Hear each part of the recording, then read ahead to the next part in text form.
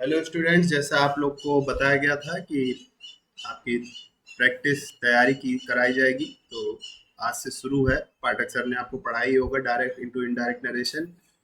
उसको हम बस रिवीजन करा रहे हैं। आपका टाइम ज़्यादा से ज़्यादा 5 से 6 मिनट लिया जाएगा। आपका सिर्फ ये रिवीजन हो रहा है। तो सबसे बड़ी बात, ये सब कोई चीज़ आपके एग्जाम में नहीं पूछी जाती। डायरेक्ट का मतलब क्या होता है, इनडायरेक्ट नरेशन का मतलब क्या होता है, लेकिन जब आप इंटरव्यू में जाते हो किसी भी सरकारी एग्जाम में या कहीं भी, तो आपको इंटरव्यू जो वहाँ पे एचआर जिसको आप लोग बोलते हो, प्राइवेट सेक्टर में भी या गवर्नमेंट सेक्टर में भी जो ऑफिसर बैठ के आपका इंटरव्यू लेते हैं, वो आपसे ये क्रॉस क्वेश्चन कर सकते हैं कि direct narration into indirect narration क्या होता है। तो आप बताओगे सर जी, डायरेक्ट मतलब कोई कहने किसी को डायरेक्ट कही जाए बात, इनडायरेक्ट मतलब किसी के थ्रू कही जाए बात। नहीं, उसका असली मतलब होता है डायरेक्ट नरेशन मतलब होता है प्रत्यक्ष कथन।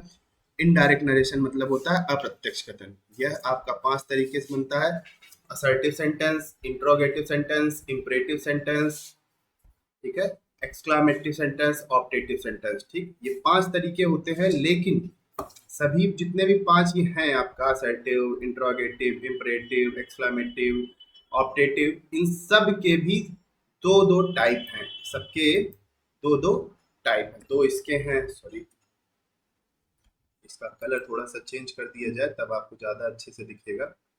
एक मिनट, ये कर दिया जाए तब दिखेगा। इसके दो हैं। इसके बाद आपका इसका दो है। सब दो तरीके से, सभी जितने भी सेंटेंस है सब दो तरीके से बनाए जा सकते हैं। मतलब आप टोटल पढ़ोगे 10 तरीकों के, मतलब 10 टाइप्स के, लेकिन वो उनको पढ़ाया आपको जाएगा सिर्फ 5 तरीकों में। ठीक है। असर्टिव सेंटेंस आपके दो तरीके से बनते हैं, इंट्रोगेटिव सेंटेंस आपके दो तरीके से बनते हैं, इंपरेटिव सेंटेंस दो तरीके से, एक्सक्लामेटिव सेंटेंस आपके दो तरीके से बनते हैं, ऑप्टेटिव सेंटेंस दो तरीके से बनते हैं। तो आज पहले आप लोग पढ़ोगे क्या, असर्टिव सेंटेंस। असर्टिव सेंटेंस में, एक मिनट, असर्टिव सेंटेंस में आप क्या करोगे, डायरेक्ट से इनडायरेक्ट बनाने के लिए 4 पॉइंट पे ध्यान देते हैं। असर्टिव सेंटेंस क्या होते हैं, जैसे Ram is going to market, Sita is eating the food, Sita goes to market, ये जितने भी हैं ये असर्टिव हैं। Ram is not going to market, Sita is not eating the food, ये भी असर्टिव सेंटेंस में ही आते हैं। असर्टिव सेंटेंस बनाने के लिए, डायरेक्ट से इनडायरेक्ट बनाने के लिए 4 पॉइंट पे ध्यान देते हैं। 4 पॉइंट कौन कौन से, रिपोर्टिंग वर्ब का वर्ब, कंजंक्शन, ये ये जो आपके दो हैं, ये रिपोर्टिंग वर्ब और कंजंक्शन, ये आपके रिपोर्टिंग वर्ब में रहते हैं। ठीक है, ये दो चीजें, रिपोर्टिंग वर्ब का वर्ब और कंजंक्शन, ये आपका रिपोर्टिंग वर्ब में रहता है। और जो आपको हम फिर से समझा देते हैं, आपका जो रिपोर्टिंग वर्ब रहता है ये, हाँ, ये दो चीजें, ये दो चीजें आपकी, ये दो चीजें आपकी, जो आपका डायरेक्ट इनडायरेक्ट लिखने का तरीका होता है वो कुछ इस तरीके से होता है ना। तो इधर होता है आपका रिपोर्टिंग वर्ब और इधर होता है आपका रिपोर्टेड स्पीच ना। तो ये जो नंबर 1 यहाँ पे होता है आपका इस जगह पे, नंबर 2 आपका यहाँ पे होता है, नंबर 3 टेंस आपका यहाँ पे होता है, और 4 नंबर मान लेते हैं यहाँ पे होता है। बाकी 4 नंबर यहाँ पे भी हो सकता है, यहाँ पे भी हो सकता है, और यहाँ पे भी हम मान रहे हैं कि 4 नंबर यहाँ पे होता है। तो रिपोर्टिंग वर्ब आपका ये हो गया, कंजंक्शन आपका इधर होता है, टेंस जो है आपका यहाँ पे होता है, और पर्सन आपका यहाँ पे होता है। ठीक है, फिर से सुन लीजिए। असर्टिव सेंटेंस दो तरीके से लिखे जाते हैं, Ram is going to market और Ram is not going to market, दोनों ही असर्टिव सेंटेंस है। असर्टिव सेंटेंस के लिए डायरेक्ट से इनडायरेक्ट बनाने के लिए 4 पॉइंट पे ध्यान देना होता है, जो होता है आपका रिपोर्टिंग वर्ब का वर्ब, दूसरा होता है कंजंक्शन जो यहाँ होती है, तीसरा होता है टेंस जो यहाँ होता है, और चौथा होता है पर्सन। ठीक है, तो इसके आगे चलते हैं। देखिए जैसे लिखा है, रिपोर्टिंग और रिपोर्टेड स्पीच। 1 नंबर पे रिपोर्टिंग वर्ब का वर्ब क्या होता है आपका, जो आपके असर्टिव सेंटेंस होते हैं उसमें आपका रिपोर्टिंग वर्ब ये होता है, ये होता है आपका। ठीक है, कंजंक्शन आपकी यहाँ 2 नंबर पे होती है, तीसरे नंबर पे टेंस होता है, और चौथे नंबर पे पर्सन होता है। 4 नंबर जो होता है, हम मान रहे 4 नंबर यहाँ होता है, लेकिन 4 नंबर जो है वो रिपोर्टेड स्पीच में यहाँ से लेके यहाँ पे, यहाँ पे, यहाँ पे, यहाँ पे, कहीं पे भी हो सकता है। ठीक है, तो पहले देखते हैं रिपोर्टिंग वर्ब का वर्ब। से है तो से ही रखना, सेज है तो सेज ही रखना, सेड है तो सेड ही रखना, लेकिन अगर से टू लिख के आ जाए तो उसको टेल कर देना, सेज टू लिख के आ जाए तो उसको टेल्स कर देना, सेड टू लिख के आ जाए तो उसको टोल्ड कर देना। ठीक है, से आए तो उसको से ही रहने देना, सेज है तो उसको सेज ही रहने देना, सेड है तो उसको सेड ही रहने देना, से टू को टेल कर देना, सेज टू को टेल्स कर देना, सेड टू को टोल्ड कर देना। ऐसा क्यों होता है? क्योंकि से एक ऐसी वर्ब है जो पूरे अंग्रेजी ग्रामर में सिंगल सब्जेक्ट रखती है, और टेल एक ऐसी वर्ब है जो डबल सब्जेक्ट या डबल ऑब्जेक्ट का भाव रखती है। ठीक है, रिपोर्टिंग वर्ब का वर्ब अगर प्रेजेंट टेंस या फ्यूचर टेंस में हो तो रिपोर्टेड स्पीच के में कोई परिवर्तन नहीं होता। याद रखिए, रिपोर्टिंग वर्ब जो आपका यहाँ पे सेंटेंस लिखा होगा इस जगह पे, अगर वह प्रेजेंट टेंस मतलब present indefinite, present perfect, present continuous, present perfect continuous में लिखा हुआ है तो उसको जैसे लिखा है, जैसे अगर यहाँ पे सेज लिखा हो या सेइंग लिखा हो तो उसको टेलिंग कर देना, सेड हो तो सेड कर, अगर हैज लग के सेड लिखा हो तो उसको हैज लग के टोल्ड, सेड टू लिखा हो तो हैज टोल्ड लिख देना। ठीक है, और उसके बाद यहाँ जो टेंस अगर प्रेजेंट और फ्यूचर में है, रिपोर्टिंग वर्ब में अगर टेंस प्रेजेंट और फ्यूचर में है तो रिपोर्टेड स्पीच के टेंस को जो 3 नंबर पे होगा उसको बदलने की कोई जरूरत नहीं है। ठीक है, रिपोर्टिंग वर्ब अगर प्रेजेंट टेंस या फ्यूचर टेंस में हो तो रिपोर्टेड स्पीच आपका ये है, रिपोर्टेड स्पीच के जो टेंस है 3 नंबर पे उसको बदलने की कोई जरूरत नहीं है। जैसे आपका एग्जांपल लिखा है, he says to me Ram has gone to Agra. आपको इससे नहीं मतलब है, ये देखना रिपोर्टिंग वर्ब का, ये देख लो टेंस ही लगा है, ही के बाद एस लगा है वर्ब में, इसका मतलब ये प्रेजेंट इंडेफिनिट है तो मतलब प्रेजेंट टेंस है। तो आपने क्या कर दिया, इसको लिखोगे ही टेल्स मी, कंजंक्शन आप दैट लगा देते हो। जो यहाँ पे टेंस है इसको बदलने की कोई जरूरत नहीं है, जो हैज है ये महोदय हैज ही रहेंगे, ऐसे ही यहाँ पे आ जाएंगे नीचे। ठीक है, दूसरा जैसे ये लिख के आया he will say to me, अब ये कौन सा टेंस है आपका, आपने पढ़ा होगा ये फ्यूचर टेंस है, फ्यूचर टेंस है तो इसको भी आप ही विल से टू को टेल कर देना, मी दैट, और ये जो टेंस है इसको भी जैसे लिखा है सेम वैसे लिख जाएगा। ठीक, अगर रिपोर्टिंग वर्ब प्रेजेंट टेंस या फ्यूचर टेंस में है तो ये जो रिपोर्टेड स्पीच का जो ये टेंस है ये जैसा है वैसे ही नीचे उतर आएगा।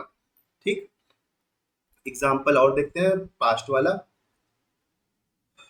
he said to me comma inverted comma Ram has gone to Agra.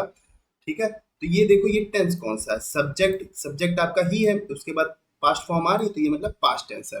तो he said to को आप कर दोगे he told me that Ram, अगर यहाँ पास्ट है तो हैज का पास्ट हो जाएगा हैड। ठीक है, अगर ये पास्ट में है तो हैज का पास्ट कर देना हैड। ठीक है, जैसे आप सीख लो प्रेजेंट इंडेफिनिट का पास्ट होता है पास्ट इंडेफिनिट, प्रेजेंट कॉन्टिन्यूअस का past past continuous, present perfect का पास्ट पास्ट परफेक्ट हो जाता है, प्रेजेंट परफेक्ट कॉन्टिन्यूअस का पास्ट पास्ट परफेक्ट कॉन्टिन्यूअस हो जाता है।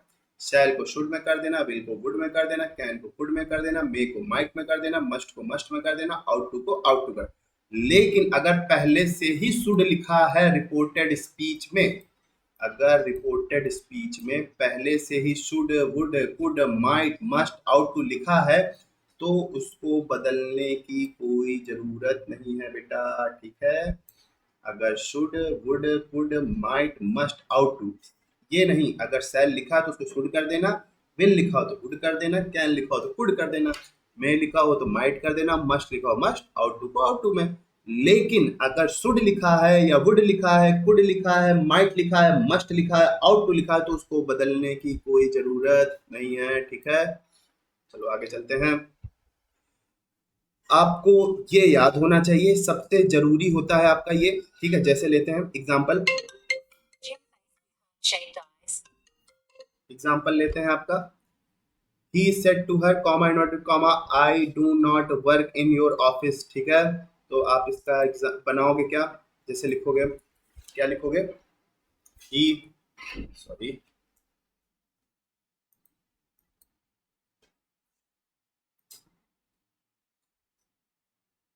यहाँ पे आप लोग लिखते हो ही सेड टू हर है तो ही टोल्ड हो जाएगा, टोल्ड हर।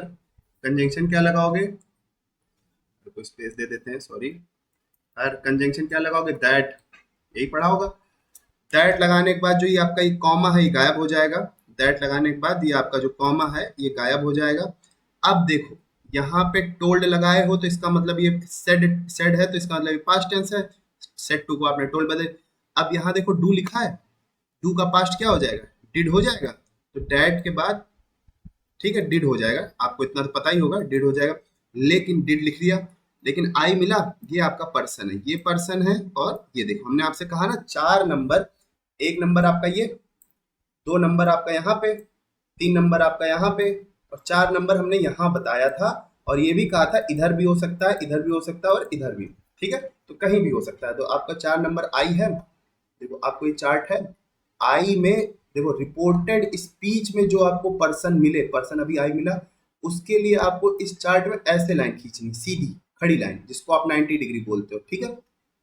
अब जब आपने लाइन खींची, आई मिला रिपोर्टेड स्पीच में, उसको लिए आपने सीधी लाइन खींची, आई कटा कि नहीं कटा, कटे तो कई सारे, ठीक है। कटे तो जैसे आई मिला तो आप आई आई के ऊपर ऐसे कलम रखो और ऐसे सीधे लाइन खींच दो, ठीक है। कटे तो कई सारे, आई भी कटा, बी कटा, यू, लेकिन आपका आई कट गया ना, हाँ कट गया, तो आपका ये फर्स्ट पर्सन है, तो आप एक ये भी लिख लेना एस ओ एन, एक, दो और ये तीन। फर्स्ट पर्सन है, फर्स्ट पर्सन ये लिखा है आपका, फर्स्ट पर्सन किसके अनुसार, सब्जेक्ट। सब्जेक्ट आपको रिपोर्टिंग वर्ब में जो आपका सब्जेक्ट होगा वो लेना ही है। जो रिपोर्टिंग वर्ब में होगा उसको ऐसे काटना है, 180 की डिग्री, 180 डिग्री की लाइन जो होती है वैसे काटना है। रिपोर्टेड स्पीच में जो पर्सन मिले उसके लिए सीधी लाइन नीचे 90 डिग्री, और रिपोर्टिंग वर्ब में जो मिले उसके लिए 180 डिग्री बना देना। तो देखना जो आपने लाइन खींची वो चौराहा बनाएगी, कहीं पे क्रॉस करेगी एक दूसरे को, जहां क्रॉस करेगी वही उठा के यहाँ लिख देना। ही पे क्रॉस कर रही तो आप ही लगा देना, ठीक। नेट ही, और डू का क्या बताया था, डिड नॉट हो जाएगा नॉट, ठीक है। He did not work in. अब देखो योर मिला, योर मिला कि नहीं मिला, आप कहोगे हाँ मिला।